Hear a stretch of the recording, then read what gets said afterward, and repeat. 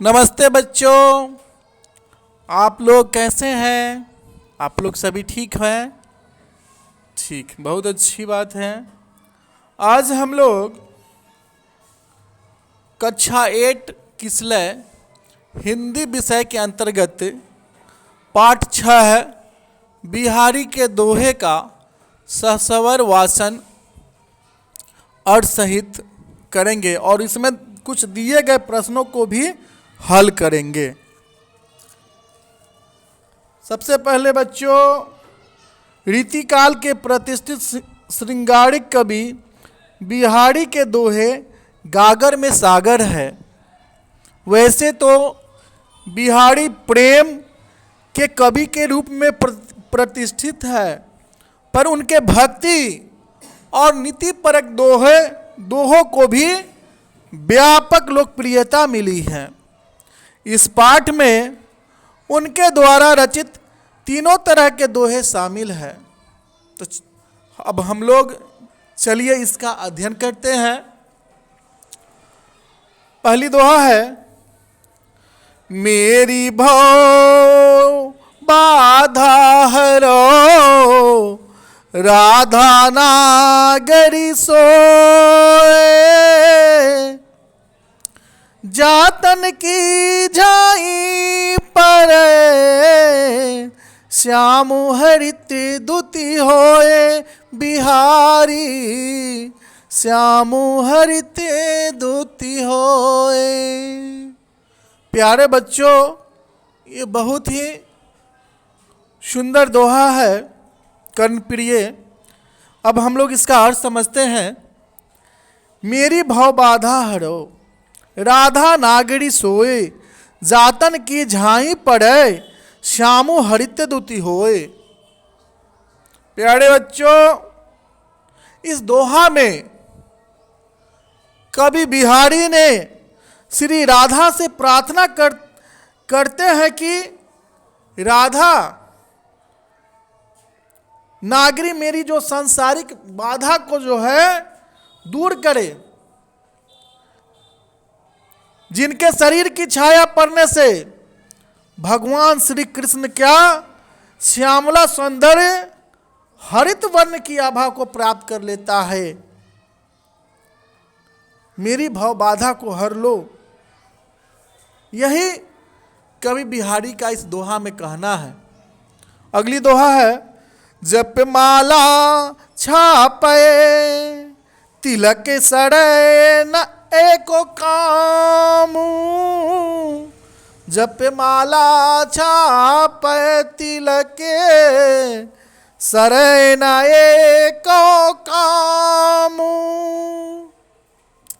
मन का चै नाचे वृथा साचै राचै रामू बिहारी, साचै राचै रामू। बच्चों, ये दूसरी पद भी जो है बहुत ही सुंदर है। इस दोहा में कवि ने सत्य की महत्ता को बताते हुए कवि कहते हैं कि माला पर जप करने से या माथे पर तिलक लगा लेने से एक भी कार्य नहीं होता। जिसके मन में खोट होता है उसके सारे कार्य बेकार हो जाते हैं, व्यर्थ हो जाते हैं। जो सच्चा व्यक्ति है उस पर ही राम प्रसन्न होते हैं। आगे है तीसरा दोहा है, बतरस लालच लाल की मुरलीधर लुकाई, सोह करे भौहनु हसे दैन कटे नटी जाई बिहारी, दैन कटे नटी जाई। प्यारे बच्चों, यह तीसरी दोहा में कवि ने कहा है, भगवान श्री कृष्ण और राधा के प्रेम को दिखाते हुए कवि बिहारी ने कहा है कि श्री राधा भगवान श्री कृष्ण से वार्तालाप रूपी आनंद की प्राप्ति के लोभ में श्री कृष्ण की मुरली छिपा देती है। श्री कृष्ण की मुरली छिपा देती है। कौन? राधा। श्री कृष्ण को जब राधा पर शक होता है तो वह नहीं कहती है। श्री कृष्ण को जब राधा पर शक होता है तो वह नहीं कहते हैं। जब श्री कृष्ण राधा को शपथ देते हैं तो हंसने लगती है, और जब श्री कृष्ण मांगते हैं तो राधा मुरली देने से मुकर जाती है। इसमें मुरली छुपा देती है राधा, उसके बारे में यह दोहा है। अगली दोहा है बच्चों, नर की अरुणल नीर की गति एकै करी जोए, जे तो नीचो हवे चले, ते तो ऊंचो होए बिहारी, ते तो ऊंचो होए। इस दोहा में कवि ने भक्त और भगवान की स्थिति का वर्णन करते हुए कहा है। प्यारे बच्चों ध्यान से सुनेंगे कि इस दोहा में कवि बिहारी ने भगवान और भक्त के बारे में बताया है। उन्होंने कहा है कि भगवान जब भक्त की सुधि लेकर कृपा करते हैं, उनकी जब कृपा होती है भगवान की, तो भक्त उनके कृपा को पाकर अचेत हो जाता है, जिससे भगवान की सुधि भक्त को समाप्त हो जाता है। और जब भगवान भक्त को देखते हैं तो भक्त की आंखें बंद हो जाती हैं। इस दोहा में यही बिहारी ने कहा है। अगली दोहा है,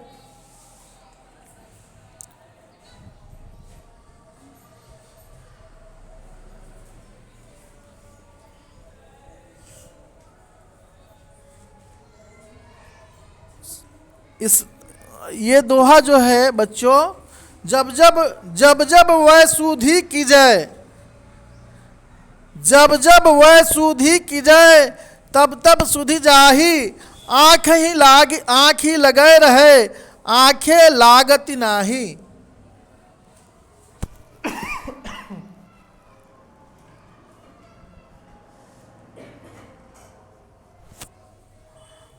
उसके बारे में कवि ने कहा था। अगली दोहा है, नर की अरुणल नीर की गत एकै करी जोए, नर की अरुणल नीर की गति एकै करी जोए, जे तो नीचो हवा चले, ते तो ऊंचो होए बिहारी, ते तो ऊंचो होए। इस दोहा में कवि बिहारी ने मनुष्य और नल के जल की तुलना उपमा अलंकार के माध्यम से देते हुए कहते हैं कि मनुष्य और नल के जल की एक गति है। मनुष्य और नल की जल जो होती है एक गति है। मनुष्य जितना ही विनम्र होता जाता है उतना वह समाज में ऊंचा स्थान प्राप्त करते जाता है। प्यारे बच्चों, इसमें उपमा दिया गया है नल के जल को लेकर और मनुष्य को लेकर। इसमें बताया है कि मनुष्य जितना ही विनम्र होता है उतना ही समाज में वह क्या होता है, ऊंचा स्थान प्राप्त करते जाता है। उसी प्रकार नल जितना नीचे रहता है उसके जल की स्थिति उतनी ही तीव्र होती है। अगली दोहा में है, संगति सुमति न पावही, पड़े कुमति के धंधे, राखो मेली कपूर में, हींग न होती सुगंध, बिहारी हींग न होते सुगंध। प्यारे बच्चों, इस दोहा में बिहारी ने कहा है, संगति सुमति न पावही परे कुमति के धंध, राखों में लिकपूर में हींग न होते सुगंध। बिहारी हींग न होते सुगंध। इस दोहा में बच्चों कवि बिहारी ने सत्संगति की ओर ध्यान आकृष्ट करने का प्रयास करते हुए कहा है कि मनुष्य अच्छे व्यक्तियों की संगति नहीं पाकर बुरे आचरण करने लगते हैं। ऐसे लोगों को सुधारना मुश्किल हो जाता है, चाहे हम कितना भी प्रयास क्यों न कर ले। जैसे हींग को कपूर में रख देने के बाद भी हींग में कपूर का सुगंध नहीं आ सकता है, उसी प्रकार मनुष्य की बात होती है कि मनुष्य अगर बुरे आचरण में लग जाता है, कब? बुरे संगति में पड़कर। अच्छा व्यक्ति भी बुरे संगति में पड़कर बुरा हो जाता है। जैसे हींग को कपूर में रख देने से हींग में कपूर की सुगंध कभी नहीं आ सकता।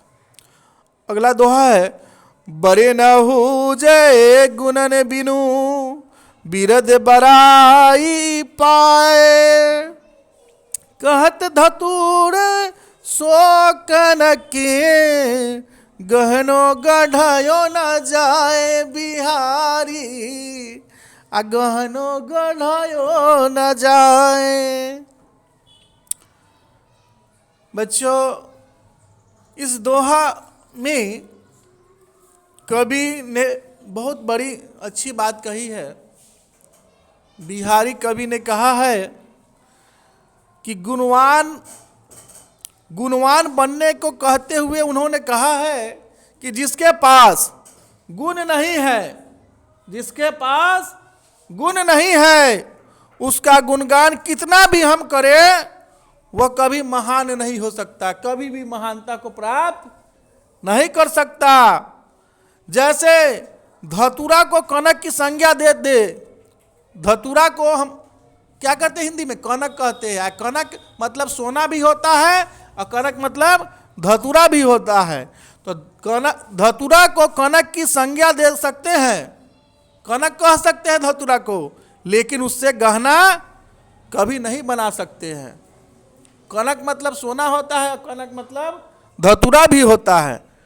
अगला और अंतिम दोहा है, दीर्घ सांस ना लेहु दुखे सुख साई ही न भूल, दई दई क्यों कर तू है दई दई सु कबूली। बिहारी दई दई सु कबूली। प्यारे बच्चों, यह अंतिम दोहा में कवि बिहारी ने कहा है कि मनुष्य को सुख दुख में एक समान रहकर ईश्वर का स्मरण करना चाहिए। उन्होंने यह सलाह देते हुए कहते हैं, बिहारी ने कहा है, सलाह दिया है मनुष्य को कि अगर आपको सुख और दुख भी हो जाए तो ईश्वर की स्मरण करना चाहिए। दुख में आह भरते हुए लंबी सांस मत लो और सुख में ईश्वर को मत भूलो। बहुत सारे ऐसे मनुष्य होते हैं कि दुख होता है तब भगवान राम राम जपने लगता है, लड्डू चढ़ाने लगता है, मंदिर जाने लगता है। जब सुख में रहता है तो उनको भगवान की फिक्र नहीं होती। तो कवि बिहारी कहते हैं कि अगर दुख में भी अगर रहो तुम तो भगवान को मत भूलो। दुख के समय भगवान क्यों करते हो? जो भगवान ने दिया है, चाहे सुख हो या दुख, उसे समान रूप से स्वीकार करो। उसमें तुम दुखी मत हो, उसको स्वीकार करो। भगवान ने ही ना तुम्हें दिया है सुख और दुख, उसको तुम स्वीकार करो। तो आइए बच्चों, इसमें कुछ जो है, इसमें कुछ शब्दार्थ है। जैसे सरय, सरय मतलब होता है निकलना, बनना। कांचय, कच्चा। वृथा व्यर्थ या बेकार, सांचय मतलब सच्ची, राचय मतलब प्रसन्न, नर मतलब होता है मनुष्य, नीर को हम पानी या जल कहते हैं, जेतो मतलब होता है जितना, तेतो मतलब उतना, सुमति अच्छी बुद्धि, धन मतलब रोजगार काम, कुमति मतलब खराब बुद्धि, गुणन मतलब गुण, बीनु मतलब बिना रहित, कनक मतलब सोना या धतुरा, दीर्घ सांस मतलब लंबी सांस, साई ही मतलब होता है स्वामी को, कबूली मतलब स्वीकार करना, बतरस लालच मतलब बातचीत करने के आनंद के लोभ से, लाल मतलब कृष्ण, लुकाई मतलब छिप कर, सोहे मतलब शपथ, नटी जाई मतलब मुकर जाना, सुधि कीजिए मतलब स्मरण किए जाते हैं, सुधि मतलब चेतना, जाही मतलब जाती रहती है। चलिए बच्चों, हम इसमें अब हम लोग अभ्यास प्रश्न को जो है बनाते हैं। उन पदों को लिखिए जिनमें निम्न बातें कही गई है। तो पद को लिखना है, कौन से पद को? जिसमें यह बातें कही गई है। तो पद को लिखने के लिए हम लोग चलिए अब उसको हम सॉल्व करते हैं। बाह्याडंबर व्यर्थ है, ये कौन से पद से लिया गया है? जिसमें है जपमाला छापे, तिलक सरैन एक कामू, मन कांचे नाचे वृथा, साचे राचे रामू। इसका उत्तर है ख में है नम्रता का पालन करने से ही मनुष्य श्रेष्ठ बनता है। इसका पद है नर की अरुणल नीर की, गति एक करी जोए, जे तो नीचो हवे चले, ते तो ऊंचे होए। ग में है बिना गुण के कोई बड़ा नहीं होता। प्यारे बच्चों, इसका उत्तर पद में है, उस पद को लिखेंगे। बड़े न हो जाए गुणन बिनु, बिरद बड़ाई पाए, कहत धतूरे सो कनक, गहनो गढ़ोयो न जाए। और घ में है सुख दुख समान रूप से स्वीकारना चाहिए। इसका पद है, उत्तर लिखेंगे। दीर्घ सांस न लेहु दुख, सुख साई ही न भूल, दई दई क्यों करतु है, दई दई सु कबूली।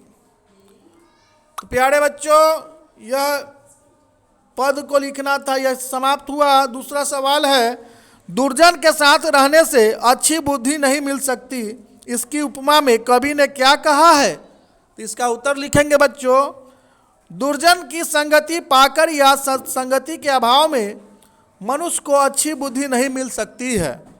इसके लिए उपमा देते हुए कवि बिहारी ने कहा है कि हींग को कपूर में डाल देने से उसमें कपूर की सुगंध नहीं आ सकती है।